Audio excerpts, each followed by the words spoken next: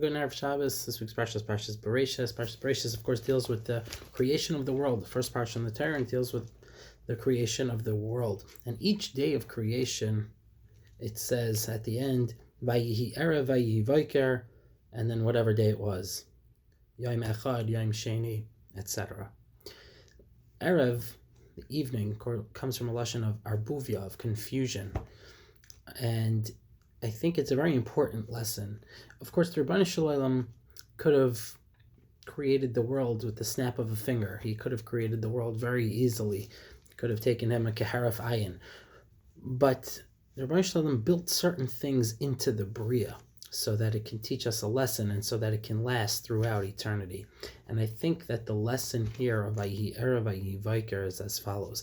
Each day of creation, if you go through each day, you'll see that it starts as kaviyachal, there's some sort of problem or issue, and then ends off being okay, and the issue is resolved. For example, and you can go through it very easily, but for example, on the first day, there is Bereishis bar lekim es hashamayim v'aretz, Hashem creates the heavens and the earth, but v'aretz sayu v'avayu, it's all discombobulated, and there's chayshech, there's darkness, so and he creates light. The Rebbeinu Shalom creates light. And then on the second day also, Hashem says there should be rakia b'sayich hamayim, but there's a problem. You can't just have that. So it has to be vayimavdil ben mayim lamayim. He has to separate the waters. So there's a solution to that issue.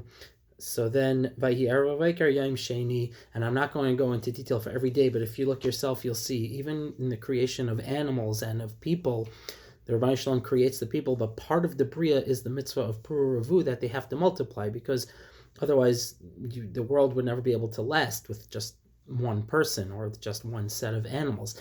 So even within that, there is an issue, kaviyachal, and of course then there's a solution, Puru Ravu in that case. And each day of the Bria, each day of the creation has the same pattern.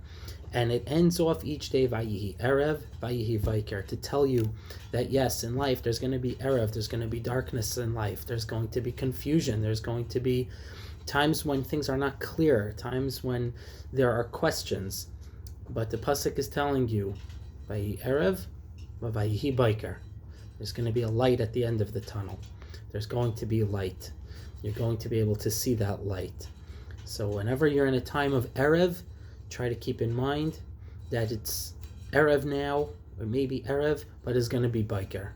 And that's part of the Bria, because that's part of life. That's part of our existence. That's part of what makes us human. That's part of what makes us part of this world, part of the Rebbeinu Shalom's world. There's going to be Vayihi Erev, but there's going to be Vayihi Biker.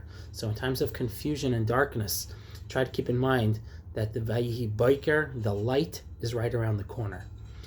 Especially now coming into Shabbos, that's the only day, which is the seventh day, is Vayichulu Hashamayim v'aretz. That was finished, and it doesn't say Vayihi Erev, Vayihi Vaiker. On Shabbos, it's supposed to be a Yom Menucha, it's supposed to be a day of rest, where we don't think about, we try not to worry about things as much on Shabbos.